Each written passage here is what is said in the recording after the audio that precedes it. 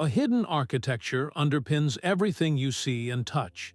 Think of it as a cosmic blueprint, an intricate design for reality that we are only starting to decipher. A delicate veil separates our familiar world from the quantum realm's bizarre truths, where particles exist in multiple places at once, and space itself churns with energy. Understanding this elusive blueprint is the pivotal quest of modern physics, a journey that could revolutionize everything from our computers to our cosmic perspective.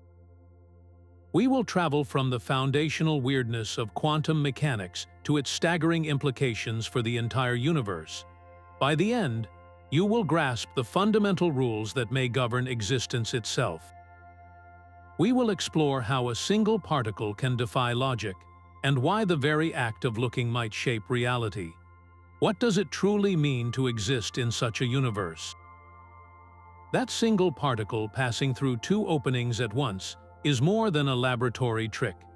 It is a direct challenge to our deepest assumptions about reality. This is the double slit experiment, a simple setup with baffling results. A beam of particles like electrons or even individual photons of light is fired at a barrier with two narrow slits. You would expect each particle to go through one slit or the other, creating two distinct bands on a screen behind the barrier. But that is not what happens. Instead, the screen shows an interference pattern, a series of light and dark bands. This is the signature of a wave, something that can spread out, pass through both slits simultaneously, and interact with itself. A single entity, by all classical logic, must choose a path. Yet in the quantum realm, it seemingly does not choose. It exists in a state of both here and there, a phenomenon known as superposition. This is the core enigma, the first tier in the quantum veil that hides nature's true blueprint. This conceptual barrier separates our everyday experience from the bizarre rules that particles and forces actually obey. Pioneers like Niels Bohr wrestled with this paradox. He proposed the principle of complementarity, suggesting that quantum objects have complementary properties, like being a wave and a particle, that cannot be observed at the same time.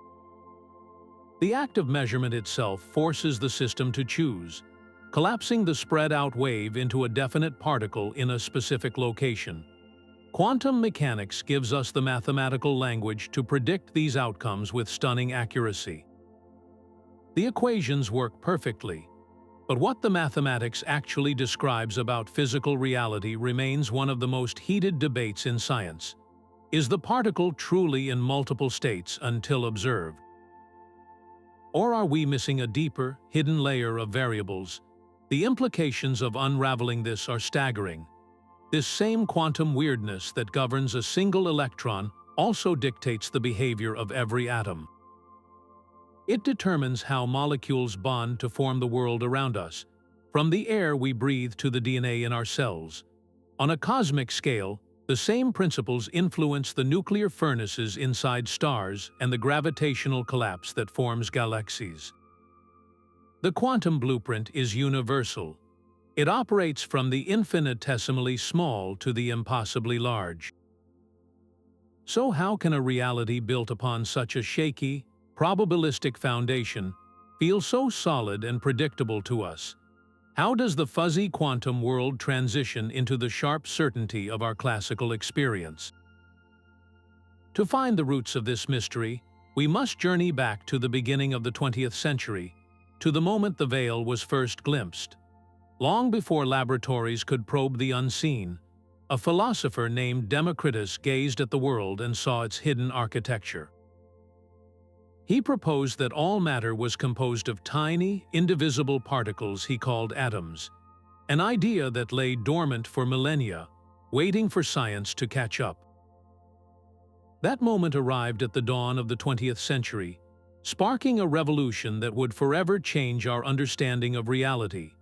The first crack in the classical facade appeared with Max Planck, a physicist struggling to explain the light emitted from a hot object.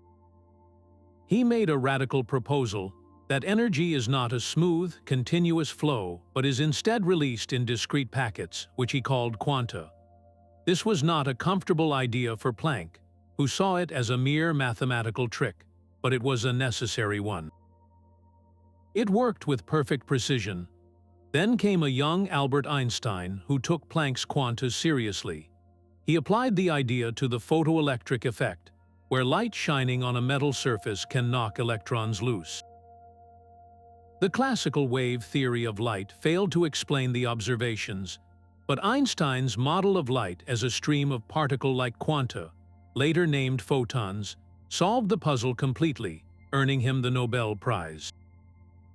Suddenly, light itself had a dual nature, both a wave and a particle. The foundations of physics were shaking. This growing upheaval brought the greatest minds of the era together in a series of legendary meetings known as the Solvay Conferences. In these rooms, the quantum revolution was forged in fierce debate. On one side stood pioneers like Niels Bohr, who embraced the new probabilistic reality. On the other was Einstein, who found the inherent randomness deeply unsettling. He could not accept that the universe was fundamentally governed by chance, famously objecting that God does not play dice with the universe.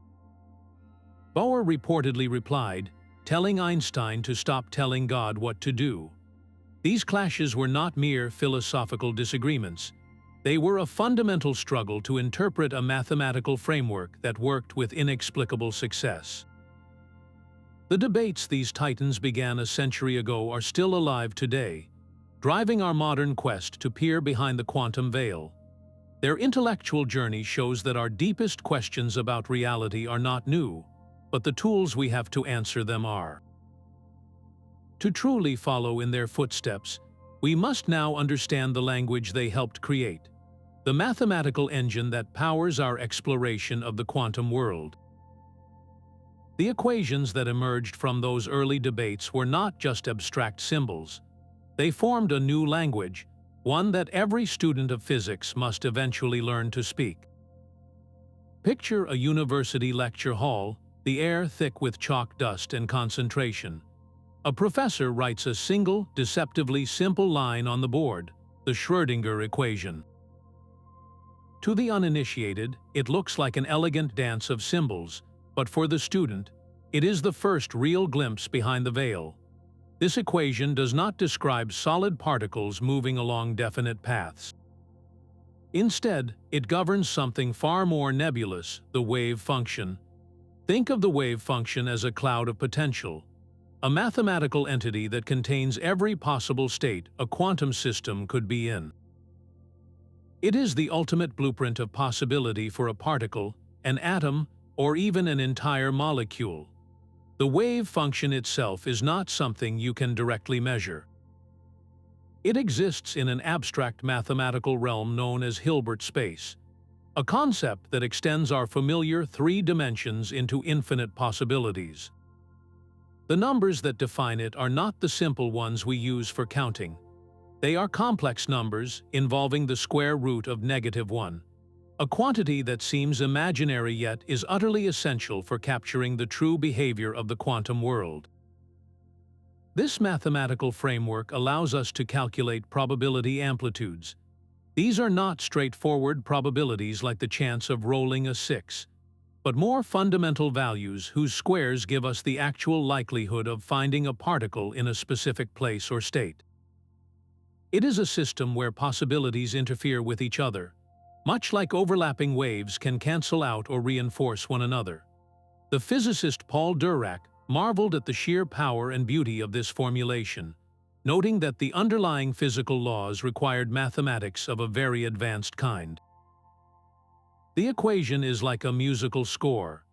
The notes written on the page are not the music itself, but a complete set of instructions for every possible sound the orchestra could make. The wave function is that score, containing every potential outcome. The act of measurement, however, is the live performance. The moment you look, the moment you try to hear a single note, the infinite possibilities of the score collapse into one definite reality. A single particle is suddenly here, not there. This instantaneous collapse from a spread-out wave of possibility into a single, concrete fact is the central, unresolved mystery of quantum mechanics.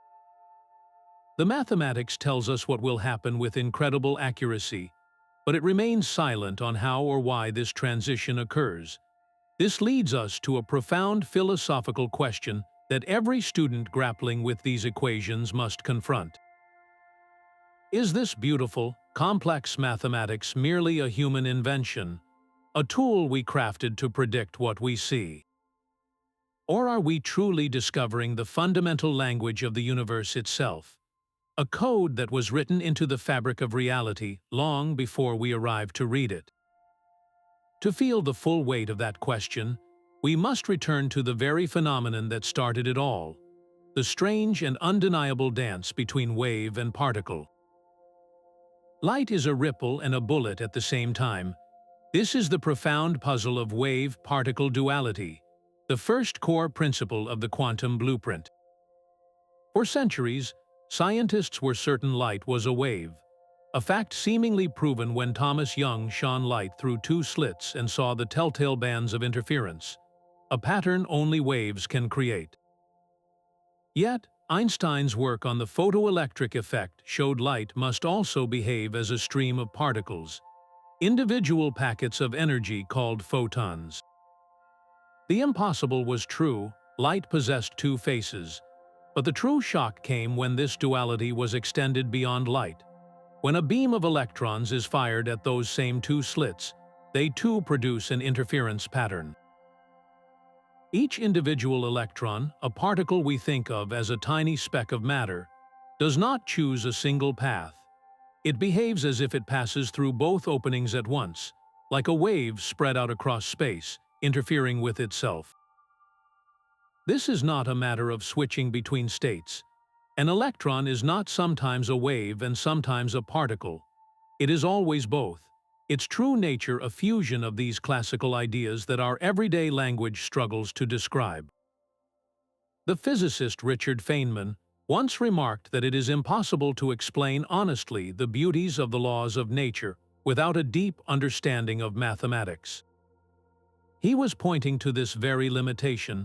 Our intuition, forged in a world of baseballs and ocean waves, fails us here.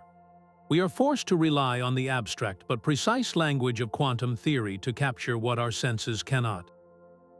This is not just a philosophical curiosity, it is a principle we harness. An electron microscope uses the wave-like nature of electrons to see objects far smaller than any light-based microscope could ever reveal. The very bullet becomes a ripple that illuminates the infinitesimally small. So what are we to make of an object that is fundamentally both a spread-out wave of possibility and a localized point of impact? This inherent duality is the gateway to an even stranger idea, the notion that a quantum object does not have to be in just one place or state at a time. A spinning coin suspended in midair is neither heads nor tails. It is a perfect superposition of both possibilities, a state of unresolved potential. This is the essence of the quantum world's second core principle, a phenomenon even stranger than wave-particle duality. We call it superposition, the ability of a quantum system to exist in multiple distinct states at the exact same time.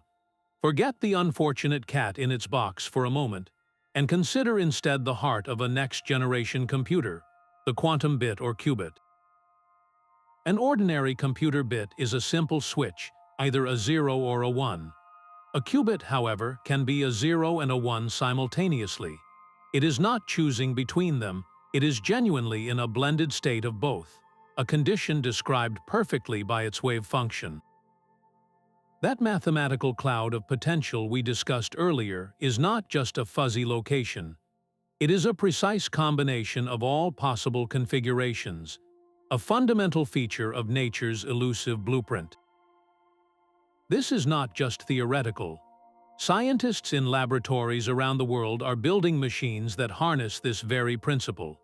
In a quantum computer, a single qubit in superposition can perform two calculations at once. Two qubits can handle four. 3 qubits 8. With just 300 qubits, the number of simultaneous calculations surpasses the number of atoms in the known universe. This is the promise of quantum computing, a form of massive parallel processing that could solve problems in medicine, materials science, and cryptography that would take classical computers billions of years. But there is a catch, a profound technological challenge that every quantum physicist faces. Maintaining superposition is incredibly difficult. Dr. Mikkel Luken, a professor of physics at Harvard, explains that the quantum states are very fragile. They interact with their surrounding environment, with stray photons, vibrating atoms, or even cosmic rays. This interaction causes the system to lose its delicate superposition, collapsing into a single, definite state in a process known as decoherence. It is like trying to keep that coin spinning forever, while the entire world is trying to reach out and slap it down onto a table. So what does it truly mean for an electron or a qubit to be multiple things at once? Our language, built for a world of solid objects, fails us. We are forced to accept that at its most fundamental level, reality is not about what is, but about what could be.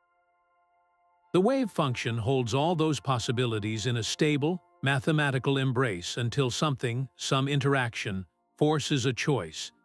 This inevitable collapse from the many to the one, from potential to reality, is the fragile boundary where the quantum world gives way to our own.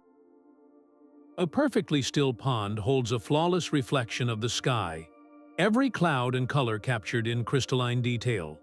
Now imagine a single leaf falls, its impact sending tiny ripples across the surface, shattering that perfect image into a jumble of fragmented light. This is decoherence in the quantum world. It is the process where a quantum system, existing in a delicate superposition of multiple states, loses its coherence because it interacts with its surrounding environment. A single photon, a stray magnetic field, or even the faint jostling of atoms at room temperature acts like that falling leaf, creating ripples that destroy the fragile quantum state. The system is forced to pick a single, definite reality, collapsing from a spread-out wave of possibility into a classical particle with a specific location. This is why our everyday world appears so solid and predictable, because decoherence is happening constantly, all around us, at an unimaginable scale. Our warm, bustling environment is perpetually measuring the quantum realm, collapsing superpositions almost as soon as they form. Pioneering work by physicist Wojciech Jerk helped formalize this theory, showing how the quantum world's weirdness is rapidly erased by its contact with the classical world. For the engineers striving to build quantum computers, decoherence is the single greatest enemy. Their qubits, which need to maintain superposition to perform their miraculous parallel calculations, are incredibly fragile.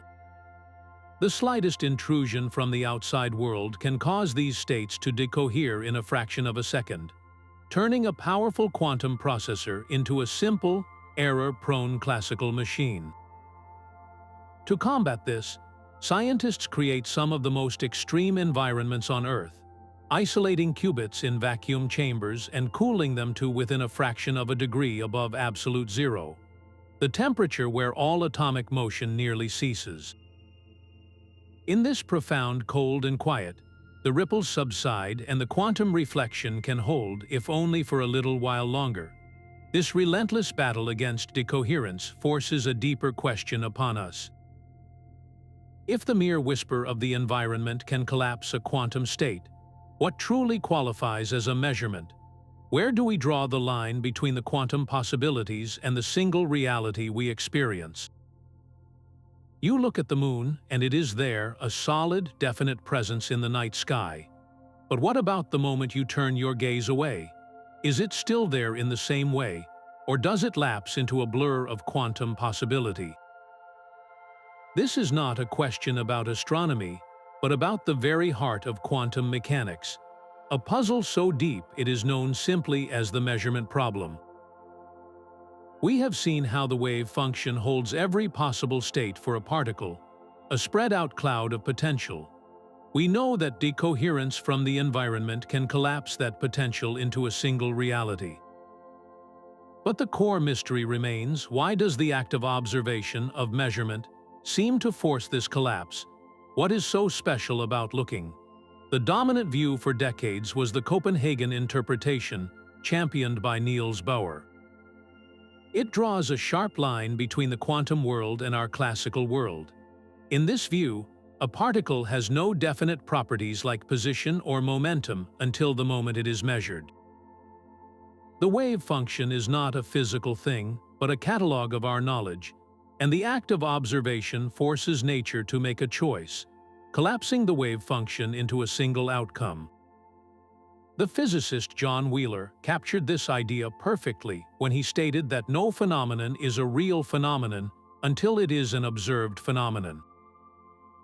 But this raises a deeply unsettling question: what exactly qualifies as a measurement? Is it a conscious human mind? Is it a photographic plate? Is it any interaction with the macroscopic world? The Copenhagen interpretation offers no clear answer, treating the collapse as a fundamental, if mysterious, axiom. Dissatisfaction with this ambiguity led to other, even more radical proposals. Hugh Everett's many worlds interpretation suggests there is no collapse at all. Instead, at the moment a measurement seems to happen, the entire universe splits into multiple branches. In one universe, you see the electron here. In another, an identical version of you sees it there. Every possible outcome dictated by the wave function actually occurs in its own separate, non-communicating reality. The moon is always definite because you are always in a branch where it exists, but an infinite number of other versions of reality branch away from you every instant. This is not science fiction, but a serious attempt to take the mathematics of quantum mechanics at face value, without adding the extra rule of collapse. The strangeness of these ideas becomes tangible in a laboratory effect named after an ancient Greek philosopher. The quantum Zeno effect describes how you can effectively freeze a quantum system in its current state, simply by observing it frequently enough. It is named for Zeno's paradox, where a flying arrow is motionless at any single instant. In the quantum realm, a rapidly decaying atom can be prevented from decaying if it is continuously monitored. The constant measurements, like a rapid series of snapshots, keep resetting its quantum clock, holding it in place. This effect has been demonstrated experimentally, proving that the act of observation is not a passive reading of reality, but an active intervention that shapes it. All of this leads to the most profound and controversial question of all. Does consciousness itself play a fundamental role in the fabric of reality? Is the universe waiting for a mind to bring it into definite existence? This conundrum forces us to confront the very nature of what is real, pushing physics into the realm of philosophy and leaving us to wonder if the ultimate key to the quantum veil lies not in our machines, but within ourselves. Einstein could never accept the inherent randomness of quantum mechanics, and he found one particular consequence especially unsettling. He called it spooky action at a distance. This was his dismissive name for the phenomenon we now call quantum entanglement, a bizarre link that can form between two particles. Once entangled, the particles become a single, unified quantum system. Measuring the property of one, say its spin or polarization, instantly determines the corresponding property of the other, no matter how far apart they have traveled. This instantaneous connection seems to violate the cosmic speed limit set by the speed of light, challenging our most basic ideas about space, time, and locality. It is as if you had a pair of magic dice. You take one die to the farthest star, and your friend keeps the other here on Earth.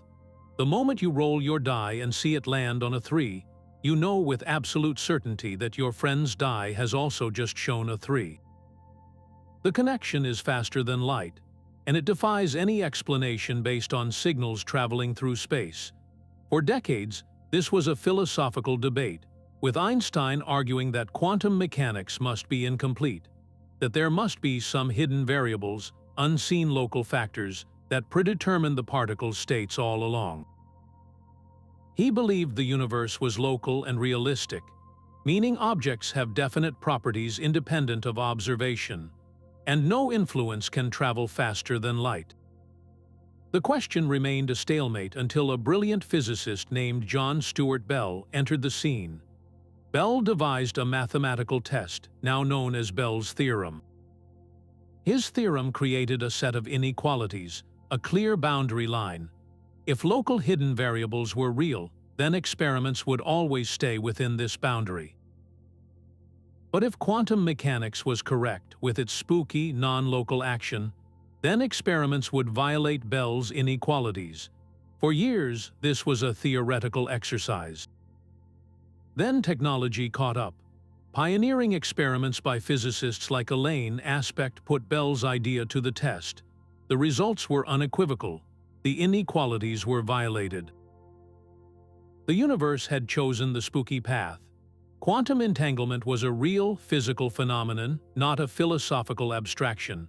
Since those early tests, scientists have confirmed entanglement over ever greater distances, linking particles across hundreds of kilometers through fiber optic cables and even between satellites in space. This is not magic. It is a confirmed feature of nature's most elusive blueprint. So what are we to make of this? What does it mean for two things to be so profoundly connected that the space between them becomes irrelevant? It hints that the separateness of objects in our universe may be an illusion, a surface-level appearance. The deep reality may be one of profound and instantaneous interconnection, a cosmic fabric woven together in ways we are only beginning to perceive.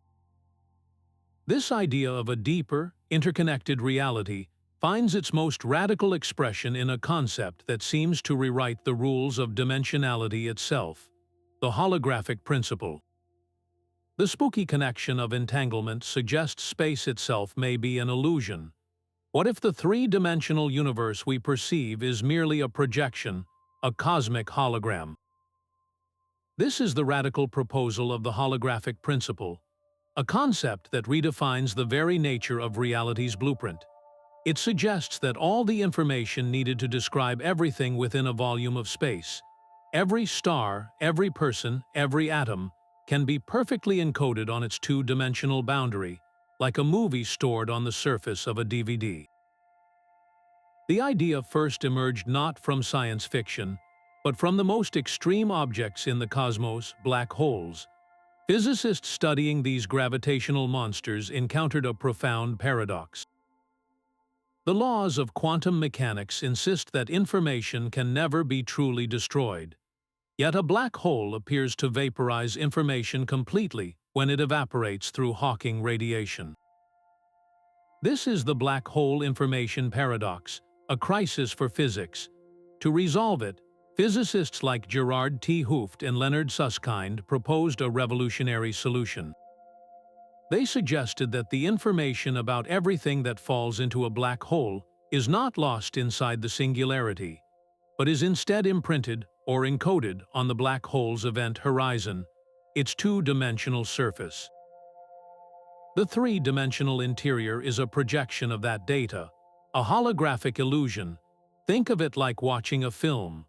The rich, three-dimensional world you see on your screen, with all its depth and motion, does not actually exist inside your television. It is all reconstructed from information stored on a flat, two-dimensional surface, be it a digital file or an old DVD. The holographic principle argues our universe operates on a similar, grander scale. The world we experience, with its height, width, and depth, might be a magnificent projection from a vast, two-dimensional shell at the edge of the cosmos. This idea transforms our understanding of dimensions.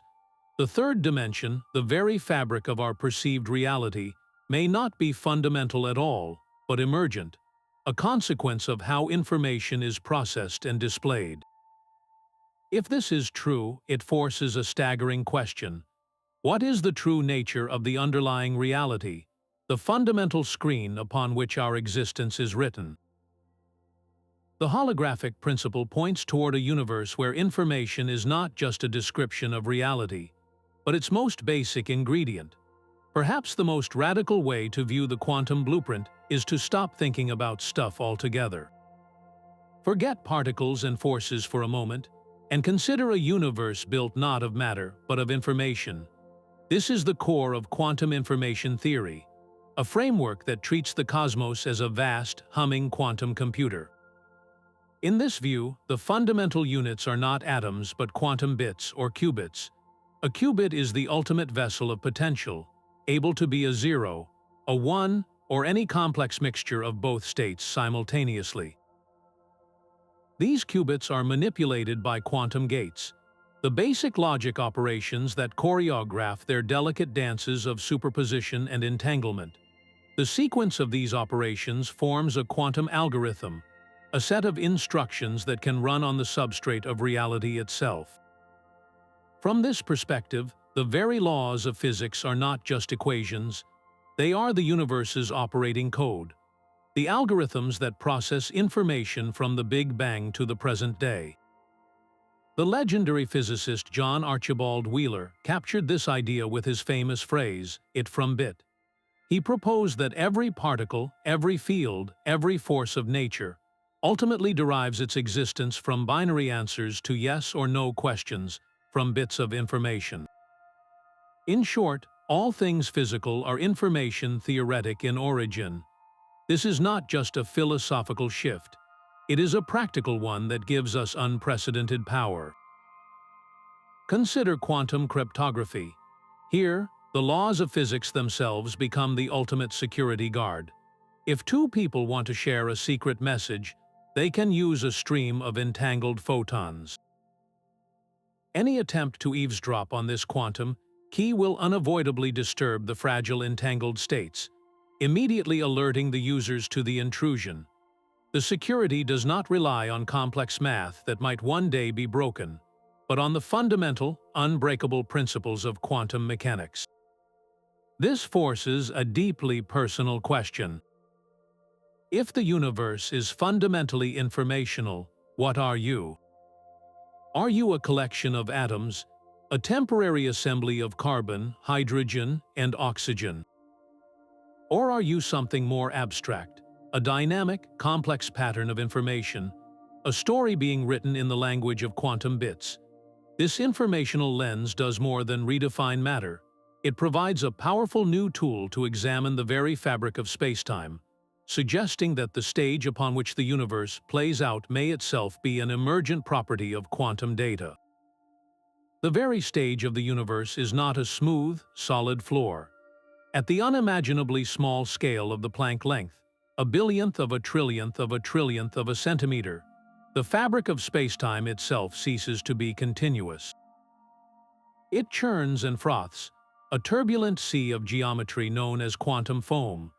This is a prediction that arises when we try to stitch together the two great pillars of modern physics, the smooth, curved spacetime of Einstein's general relativity and the fuzzy, probabilistic world of quantum mechanics. The result is not a seamless union but a bubbling chaos. Picture the surface of a vigorously boiling pot of water.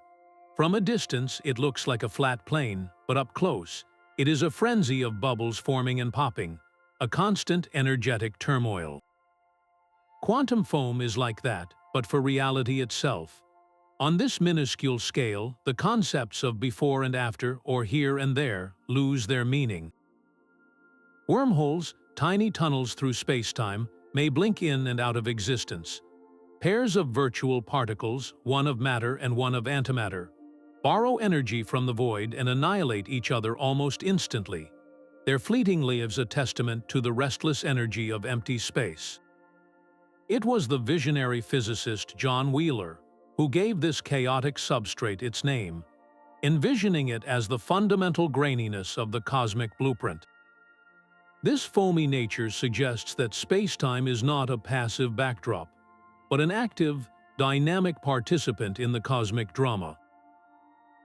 Its fluctuations are the reason a perfect vacuum is not truly empty, but but seethes with temporary energy, a phenomenon with real consequences like the Casimir effect, where two metal plates placed incredibly close together in a vacuum are gently pushed toward each other by the pressure of these virtual particles popping into existence outside them. If the very geometry of space and time is this uncertain and chaotic at its heart, what does that mean for our understanding of reality? It implies that the stage upon which everything happens is itself alive with quantum potential, a dizzying thought that pushes us toward the final frontier of physics, the quest for a single, elegant theory that can describe this foamy chaos and everything it contains.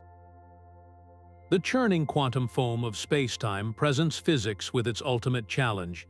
For nearly a century, our understanding of the cosmos has been split in two. Einstein's theory of general relativity masterfully describes the very large, the graceful dance of planets, the bending of light around stars, and the titanic curvature of space and time itself. Yet, the theory of the very small, quantum mechanics, governs a realm where certainty is replaced by probability and particles flicker in and out of existence. The problem is that these two pillars of modern physics are written in completely different languages, and when their domains collide at the center of a black hole or the first instant of the Big Bang, our equations break down into nonsense. The monumental quest to heal this rift is the search for a theory of quantum gravity, a single, unified framework that can describe all of nature's fundamental forces under one roof. This would be the final piece of nature's most elusive blueprint. Among the leading candidates, two approaches stand out, each with a profoundly different vision. String theory proposes that the fundamental constituents of reality are not point-like particles, but unimaginably tiny, vibrating loops of energy. Just as different vibrations of a violin string produce distinct musical notes, the unique resonant patterns of these strings give rise to the entire particle zoo, from electrons to photons. In this view, the universe is a cosmic symphony. The other primary contender, loop quantum gravity, takes a more direct path. It suggests that space itself is not smooth and continuous, but is woven from a fabric of finite, interwoven loops, a spin network. This theory quantizes space and time, proposing that they are made of discrete, indivisible units, much like a digital image is made of pixels.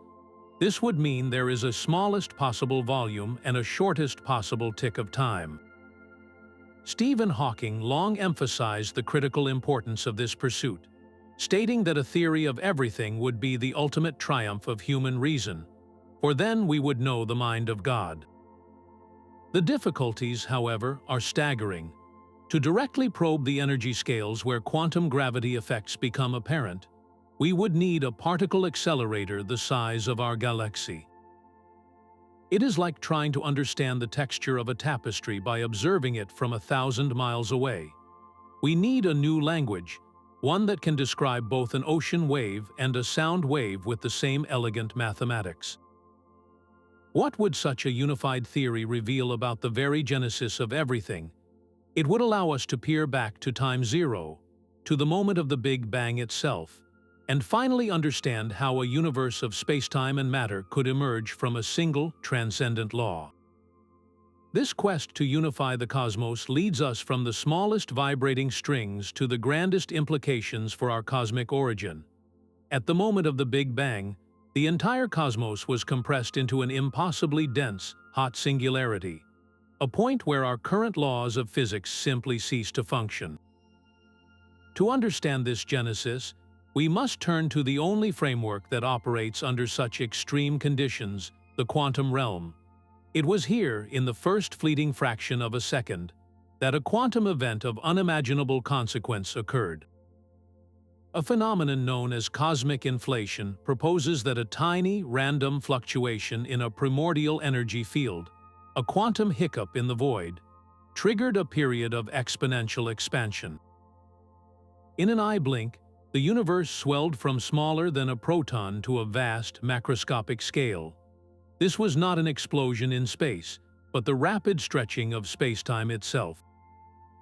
And crucially, the quantum fluctuations present in that initial field did not get smoothed away. Instead, they were stretched across the cosmos, frozen into the fabric of the expanding universe. These microscopic ripples in density became the gravitational seeds for everything we see today. The slight overdensities pulled in more matter through gravity, eventually coalescing into the vast cosmic web of galaxies, stars, and planets. We have a fossilized image of this infant universe, the cosmic microwave background radiation. This afterglow from the Big Bang, a faint microwave static that permeates all of space, is not perfectly uniform. Its tiny temperature variations, mapped in exquisite detail by satellites, are the direct imprint of those primordial quantum fluctuations, magnified to a cosmic scale. It is as if a single, random note played on a quantum instrument was stretched into a symphony of cosmic structure. So, are we the result of a quantum accident? The very atoms that form our bodies were forged in the hearts of stars that themselves condensed from those ancient density variations. Our existence is tied to a random quantum event that occurred nearly 14 billion years ago. This profound connection between the quantum and the cosmic forces us to confront a final, dizzying question about our own place in this vast, interconnected reality. That ancient philosophical question takes on a startling new life in the quantum realm. If a tree falls in a forest with no one to hear it, does it make a sound? We can now ask, does the tree or the forest, or even the moon in the sky, have a definite state when no one is looking? The mathematics of quantum mechanics seems to suggest the answer is no, that reality remains in a blur of potential until an observation forces it to choose. This idea was taken to its most radical conclusion by physicists like John von Neumann and Eugene Wigner. They proposed that the one thing that could not be described by a wave function was consciousness itself. In this view, the conscious mind of the observer is the ultimate agent that collapses the wave function, transforming possibility into concrete fact. Wigner later reflected on the profound unease this caused, stating that it was not possible to formulate the laws of quantum mechanics in a fully consistent way without reference to consciousness. The implication is staggering. The universe requires a mind to bring it into full existence, but this interpretation places an enormous, perhaps impossible, burden on human awareness. Are we to believe that for billions of years, the cosmos waited in a haze of probability for the first conscious life to evolve and look upon it? Most modern physicists find this deeply unsatisfying. A more pragmatic view has gained ground, one that strips consciousness of its special role. In this framework, an observation is not about a mind but about information. A measurement occurs whenever a quantum system interacts with its environment in a way that leaves a permanent, irreversible record. It is the moment a photon hits a photographic plate and leaves a mark, or when a particle collides with a detector and the data is logged. The observer is not a person, but the environment itself, constantly performing measurements through the relentless process of decoherence. This debate moves from philosophy to tangible physics in experiments like the quantum eraser. In this setup, the path a particle takes can be marked, effectively recording which slit it went through in a double-slit experiment. When this switch path information is available, the interference pattern vanishes. The particle acts like a classical object. But here is the truly baffling part. If that information is erased after the particle has already hit the final screen, the interference pattern can magically reappear. It is as if a future decision to erase the data can reach back in time and change whether the particle behaved as a wave or a particle in the past. The past itself seems to be not fixed, but malleable, dependent on what we choose to ask of it later. So where does this leave you? Are you merely a passive witness to a universe unfolding according to predetermined rules, or are you, through the very act of asking a question and choosing a measurement, an active participant in shaping the reality you perceive. The line between the two is blurred beyond recognition, suggesting that our role in the cosmos is far more intimate and involved than we ever imagined. To move beyond the philosophical and into the testable, we must ask how we can build experiments that probe the very nature of reality itself. A laboratory probing the quantum realm is a place of profound quiet and intense focus, where reality itself is put on trial. Within these shielded rooms, amid the hum of cryogenic coolers and the faint glow of monitoring screens, scientists conduct experiments that feel more like philosophy brought to life. The first definitive verdict in the case for quantum strangeness came from the work of Alain Aspect and his team. They designed an apparatus to test Bell's theorem, creating pairs of entangled photons and sending them flying in opposite directions down long vacuum tubes. At the precise moment a detector measured the polarization of one photon, its distant partner, meters away, instantly assumed the correlated state. The results were clear and unshakable. Bell's inequalities were violated, proving that the connection between entangled particles is real, non-local, and faster than any light-speed signal could explain. Einstein's spooky action was not a flaw in the theory, but a fundamental feature of our universe. This was not a thought experiment anymore. It was a physical fact measured in a laboratory. Another cornerstone experiment, the double slit, reveals its magic even with single particles. Modern labs can fire electrons or photons one at a time, with long pauses between each one. You would expect each particle, being a tiny bullet, to go through one slit or the other and create two simple clusters on the detector screen. Yet, as the particles arrive individually over minutes and hours, the pattern that slowly emerges is not two bands. It is the unmistakable interference pattern of a wave. Each particle, traveling entirely alone, somehow passes through both slits simultaneously and interferes with itself. It is as if every single particle carries a wave of potential within it, a ghostly presence that explores all possible paths until the moment it is finally detected.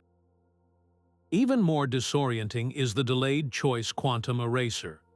In this mind-bending setup, the decision of whether to measure a particle's path or to erase that information can be made after the particle has already finished its journey and hit the detector. Astonishingly, the results change retroactively. If the path information is erased later, an interference pattern emerges in the data. If it is preserved, the pattern vanishes. The particle's past behavior, whether it acted as a wave or a particle, seems to be determined by a choice made in its future. This forces us to question the very flow of time, suggesting that at the quantum level, causality can work in both directions. To conduct these tests, researchers rely on technological marvels. Single photon detectors are so sensitive they can count the arrival of individual light particles. Ultra-cold atom traps use lasers and magnetic fields to slow atoms to a near standstill, cooling them to within a millionth of a degree above absolute zero, to study their quantum properties without the disruptive noise of thermal motion. On a colossal scale, the Large Hadron Collider smashes protons together at nearly the speed of light, not to find big particles, but to probe the flickering quantum fields from which all matter momentarily emerges.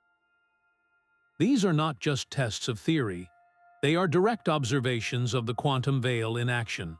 So what experiment could possibly come next? What technological leap might allow us to finally lift that veil and gaze directly upon nature's most elusive blueprint? The answer may lie in the strange and powerful link between information and reality itself. The strange rules of the quantum world are no longer just a subject for philosophical debate. They are the foundation for a technological revolution. We are learning to read nature's most elusive blueprint, and we are starting to build with it. This is the dawn of the quantum age, a future where unbreakable encryption protects our digital lives and computers solve problems that would take today's fastest supercomputers billions of years. The engine of this transformation is the quantum bit, or qubit. Unlike a classical bit, which is a simple switch stuck in either a 0 or a 1 state, a qubit lives in a superposition of both. It is 0 and 1 at the same time. This allows a quantum computer to perform calculations on a vast number of possibilities simultaneously. Think of it as exploring every single path through an immense maze all at once, while a classical computer must ploddingly check each corridor one by one. This parallel processing power could allow us to design new life-saving drugs by simulating complex molecular interactions, create revolutionary materials with custom-tailored properties, or optimize global logistics networks to save immense amounts of energy and time. The potential is staggering, but the quantum revolution extends far beyond computing. Quantum sensing uses the exquisite sensitivity of quantum states, like superposition and entanglement, to measure the world with once unimaginable precision. An atomic clock, which uses the vibration of atoms as a pendulum, is so accurate it would not lose a second in billions of years. This precision is the bedrock of the global positioning system, and the next generation of these sensors could map underground resources from the air or detect the faint magnetic fields of a firing neuron, leading to breakthroughs in medical imaging and brain science. Then there is the realm of security, where quantum mechanics provides a shield that is fundamentally unbreakable. Quantum key distribution, or QQKD, uses individual photons to create a secret key for encrypting messages. The act of an eavesdropper trying to measure these photons unavoidably disturbs their fragile quantum state, immediately revealing the intrusion. The security is not based on mathematical complexity, but on the unbreakable laws of physics themselves. Industry leaders are acutely aware of the stakes. The head of a major research lab recently stated that the nation or company that masters quantum technologies will hold a decisive advantage in the 21st century. This is not just an academic pursuit, it is a global race. It is akin to finally understanding the deepest rules of a game, and with that knowledge, building entirely new kinds of tools that operate on a different plane entirely. Can you envision a world where traffic jams are eliminated by quantum-optimized routing, where diseases are cured by drugs designed atom by atom in a quantum simulator, and where our most sensitive communications are guarded by the laws of reality itself? As we harness this profound power to reshape our world, we are also forced to confront a deeper question. What does it mean for humanity to wield a technology built upon a reality where observation creates fact, and where connection transcends space? The tools we are building are forcing us to revisit the very philosophical mysteries that inspired them. What is real? This ancient question, once the domain of philosophers and mystics, has been thrust into the stark light of the laboratory by quantum mechanics. The theory forces a brutal re-evaluation of naive realism, the comforting assumption that the world out there exists in a definite state, completely independent of whether we are looking at it or not. Quantum mechanics suggests this simply is not true. At its core, the theory presents us with a stark choice in how we interpret its mathematics. One perspective is instrumentalism. In this view, quantum mechanics is not a description of reality itself, but merely an incredibly powerful tool for predicting the outcomes of our experiments. The wave function and its collapse are just computational devices, with no more physical reality than the lines of latitude and longitude on a map. They help us navigate, but they are not the territory. This view finds resonance in the work of philosopher Karl Popper, who emphasized that a scientific theory should be valued for its ability to make testable predictions that can be falsified, not for making metaphysical claims about an unseen world. The opposing view is realism. Realists argue that our best scientific theories do, in fact, describe an objective reality that exists independently of us. If the equations of quantum mechanics are unprecedentedly accurate, then we should take them seriously as a guide to what the world is actually like, no matter how strange that picture may be. This clash is not just about equations, it is about the nature of knowledge itself. Thomas Kuhn, another influential philosopher, argued that science does not progress smoothly, but through revolutionary paradigm shifts, where an old worldview shatters and a new one takes its place. Quantum mechanics is such a shift, and we are still living through its turbulent aftermath. We are like fish trying to understand the nature of water. Immersed in a quantum reality, we lack the external perspective to see it clearly. Our intuition, built in a macroscopic world of solid objects, is a poor guide for the fluid, probabilistic realm of the very small. So, is the moon truly there when you turn your back? The realist might say yes, of course, its existence does not depend on your gaze. But a strict interpretation of the quantum formalism suggests that without a measurement, without an interaction that leaves a mark, the moon lapses into a blur of potential positions, its wave function spread out across a vast volume of space. The act of asking a question, of choosing what to measure, does not just reveal an answer. It seems to conjure the answer into being from a sea of possibilities. These are not abstract puzzles. They are deep questions about the nature of existence, forcing us to confront the unsettling idea that the solid ground of reality may be far less substantial than it appears, leaving us poised on the edge of mysteries we have only begun to unravel. Our quantum map is still mostly blank, a small island of understanding in a vast, uncharted ocean. For all our progress, the deepest mysteries of the quantum veil remain stubbornly hidden. What, for instance, is the true nature of wave function collapse? Is it a real physical process, or just an update in our knowledge? We have no agreed upon answer. Then there is the hunt for a deeper theory, one that lies beyond the standard framework of quantum mechanics itself. Many physicists believe our current rules are merely an approximation, a shadow on the wall cast by a more complete, and perhaps even stranger, reality. Carlo Rovelli, a founder of loop quantum gravity, suggests we may need to abandon the very idea of time as a fundamental concept, viewing it instead as an emergent property of quantum relationships. This problem of time is central to uniting gravity with the quantum world.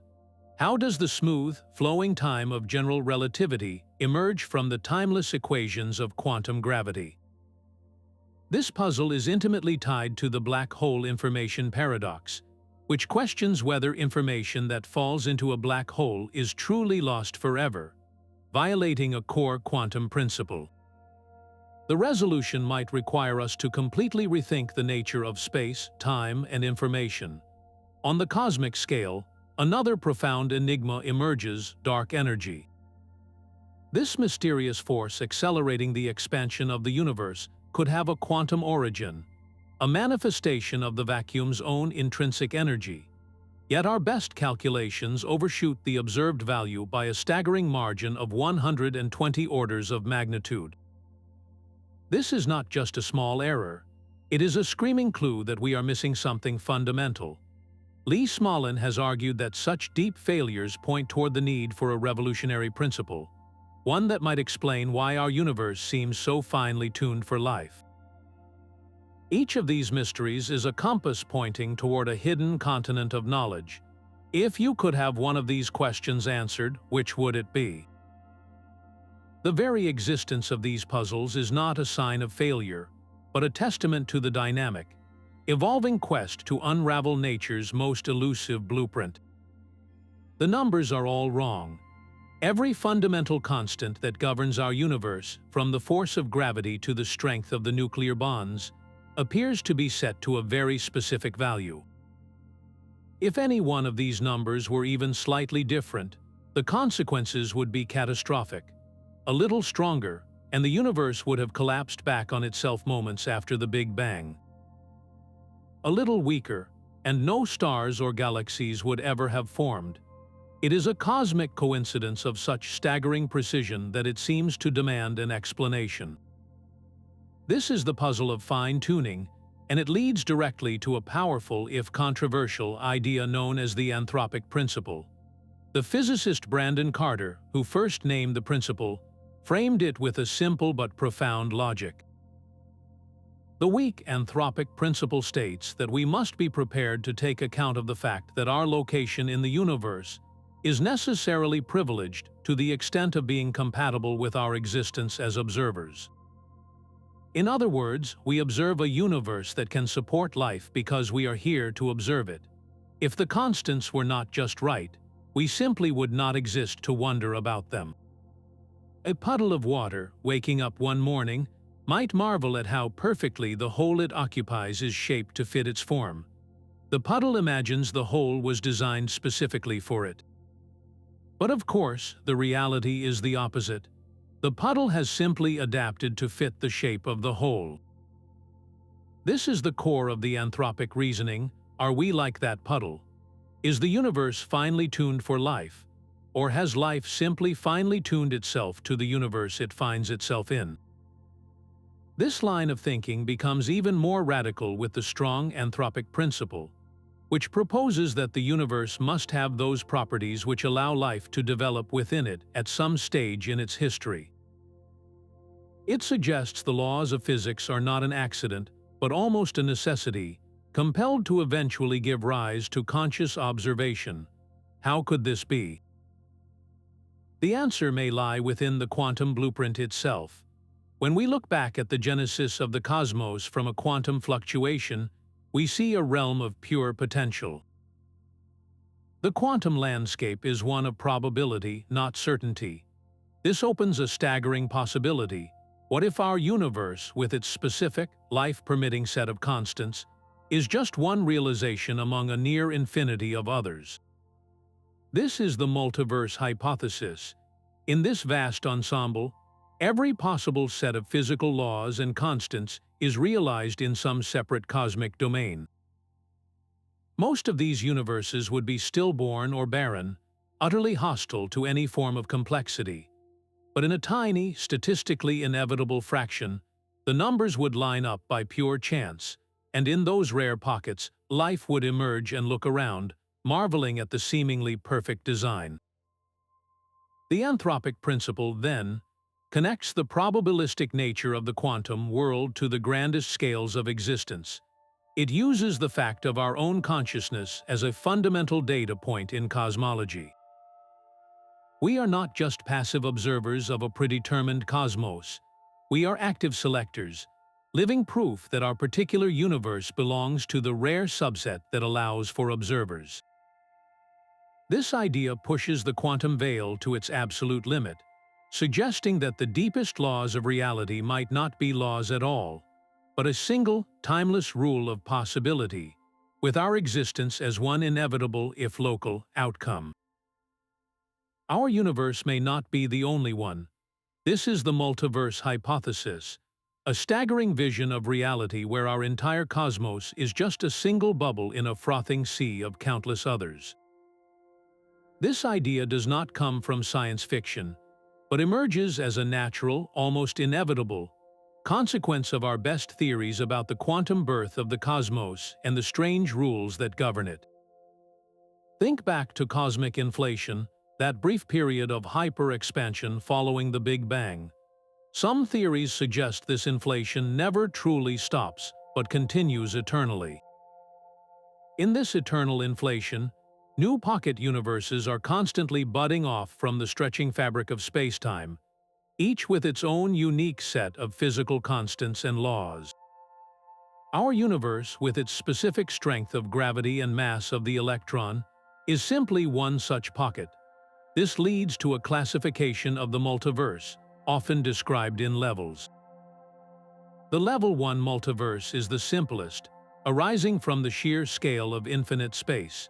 In a truly infinite cosmos, every possible configuration of matter must repeat somewhere. Far beyond our observable horizon, there exists an identical copy of you reading an identical copy of this script, alongside every possible variation. The Level 2 multiverse encompasses those other bubble universes born from eternal inflation, each a separate domain with potentially different fundamental physics, where gravity might be repulsive or atoms never form. Then there is the Level 3 multiverse, which is perhaps the most mind-bending of all. This is the many worlds interpretation of quantum mechanics made real. Remember the wave function, which contains every possible outcome of a quantum event. The many worlds view says it never collapses. Instead, at every quantum juncture, the entire universe splits into multiple branches, each realizing one of the possible outcomes. In one world, an electron is spinning up. In another, it is spinning down, and both worlds are equally real, forever diverging. Physicist Max Tegmark pushes this even further with his mathematical universe hypothesis. He proposes that every mathematically consistent structure actually exists as a physical reality. Our universe is not just described by mathematics, it is mathematics. In this view, the multiverse is a vast library containing every possible story that can be written in the language of logic and equations. Our universe is merely one volume on an endless shelf. So, in an infinite multiverse, is everything possible? The answer is a qualified yes. Every universe that is not mathematically contradictory could exist somewhere in this grand ensemble. This expansive concept forces us to confront the ultimate limits of scientific inquiry. If we can never observe these other universes, can the multiverse ever be more than a philosophical speculation? Or does its power to explain the bizarre fine-tuning of our own cosmos make it a necessary, if unprovable, part of nature's most elusive blueprint? Even the most brilliant minds eventually confront a wall. Quantum mechanics, for all its predictive power, may be pointing toward a fundamental limit to what we can ever truly know. The very laws that describe our universe might also define the boundaries of our understanding, hinting that the ultimate nature of reality could lie forever beyond our empirical or theoretical grasp. This is not a failure of science, but perhaps a feature of existence itself. Consider the Planck scale, an unimaginably tiny realm where our concepts of distance and time cease to have any clear meaning. It is the final frontier of measurement, a point where the very idea of here and now dissolves into a meaningless blur. To probe any smaller would require so much energy that you would create a miniature black hole, swallowing the experiment whole. This is a literal, physical horizon for our knowledge. Centuries ago, Isaac Newton, after a lifetime of unveiling the laws of motion and gravity, arrived at a similar humility. He reflected, "I seem to have been only like a boy playing on the seashore, and diverting myself in now and then finding a smoother pebble or a prettier shell than ordinary, whilst the great ocean of truth lay all undiscovered before me." He sensed the vast, uncharted depths that lay beyond his monumental achievements. This limitation finds a strange echo in pure mathematics. Kurt Gödel's incompleteness theorems proved that within any sufficiently powerful logical system, there will always be true statements that cannot be proven from within the system itself. The system cannot fully explain itself. Are the laws of physics such a system? Are we, the inhabitants of this universe, forever trapped inside, unable to step outside and see the complete picture? Imagine a goldfish in a perfectly spherical bowl. From its limited perspective, the world outside is warped and distorted. It could spend its entire life formulating laws of physics based on the curved light and reflections it sees, never once grasping the true nature of the room, the people, or the sky beyond its glass prison. Are we, in a cosmic sense, that goldfish? Our senses and our instruments are the bowl, and the fundamental truths of reality are the world outside, forever distorted by the very medium through which we perceive them. This leads to a profound and unsettling question. Are some truths about existence inherently unknowable to a mind that evolved within it? Could the why of the quantum veil, the true reason for wave, function collapse or the origin of the Big Bang, be forever hidden from us, not because of technological limitations, but because of the very structure of logic and observation. To contemplate these limits is not to surrender, but to approach the cosmos with a profound sense of humility, recognizing that the greatest scientific endeavor may be to understand not just what we can know, but what we cannot. The quantum world is not confined to sterile laboratories or the hearts of distant stars. It is alive, operating inside the very cells of the plants outside your window and the birds flying overhead.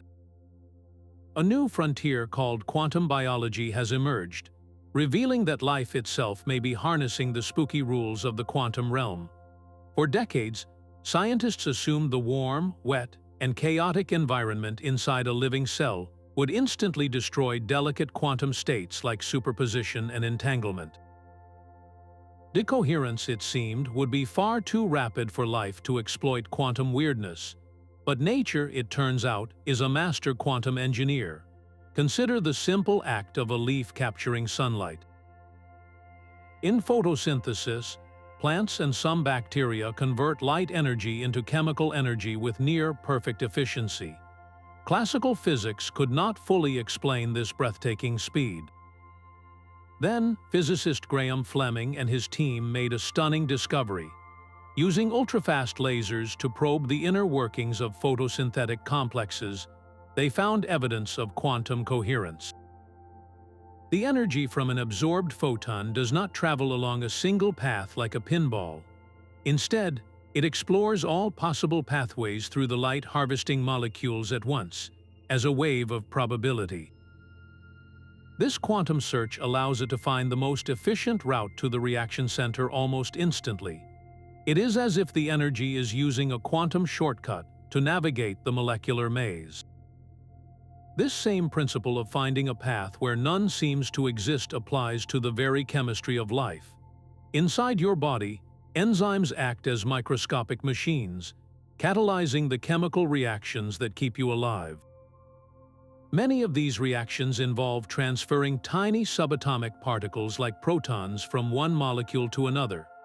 Classically, these particles would need to gather enough energy to climb over an energy barrier, a slow and difficult process. But enzymes seem to use a quantum trick called tunneling. The proton does not go over the barrier. It simply disappears from one side and reappears on the other, as if stepping through a hidden doorway in the fabric of space. This quantum tunneling speeds up reactions by factors of millions or more, making the chemistry of life possible on a timescale that sustains us. Perhaps the most astonishing quantum feat occurs in the eyes of a common European robin. Every year, this small bird migrates thousands of miles, navigating with a precision that rivals any human instrument. The secret may lie in a protein in its retina called cryptochrome.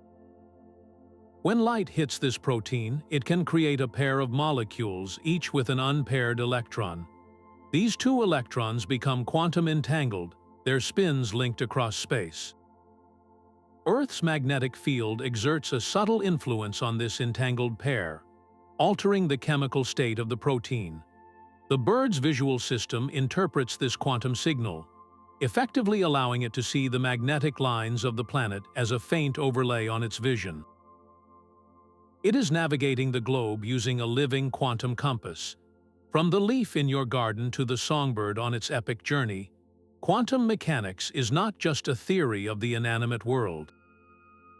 It appears to be woven into the fundamental processes of life. This forces a profound question upon us. Is life merely a collection of molecules obeying classical physics, or is it something more? A macroscopic manifestation of the quantum world's unique capabilities. Have we been looking for life's magic in the wrong place all along, missing the subtle quantum whispers that guide its most essential functions?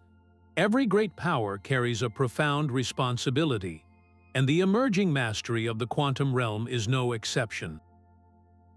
The same quantum computing that promises to design new medicines also possesses the potential to shatter the digital encryption that protects our global financial systems, state secrets, and personal communications. This is the quintessential dual-use dilemma, where a technology designed for immense good can be wielded for equally immense disruption.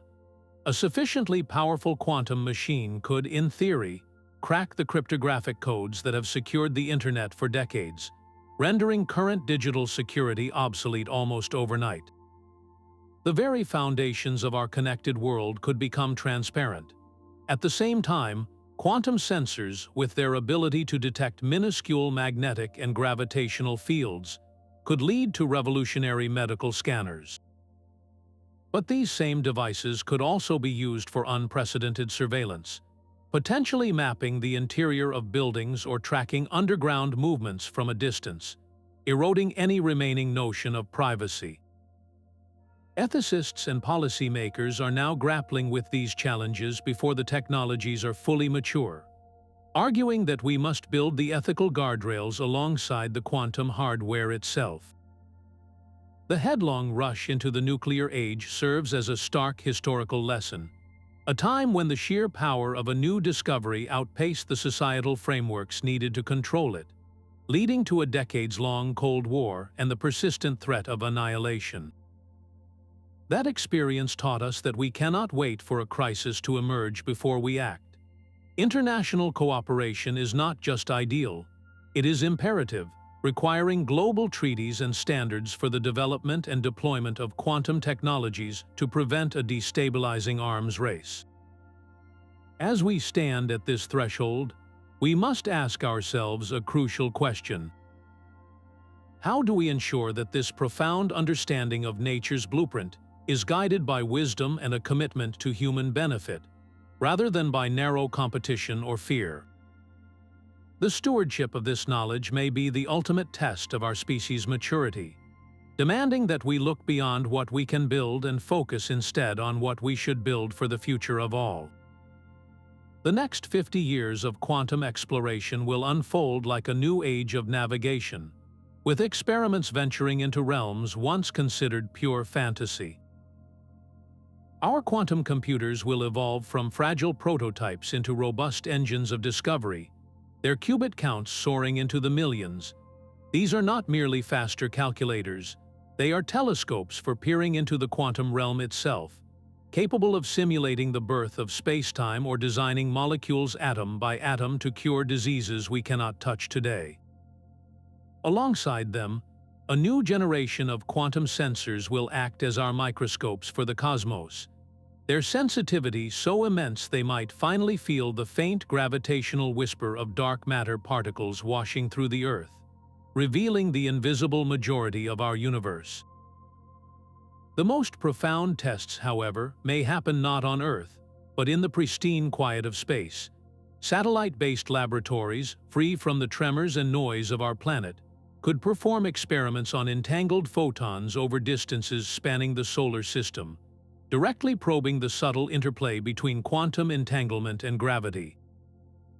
This is the Holy Grail, the experimental data that could finally forge a theory of quantum gravity, uniting the very large with the very small under a single, elegant set of laws. Leading theorists like those following in Stephen Hawking's footsteps suggest the next paradigm shift will be as shocking as quantum mechanics was to Newtonian physics.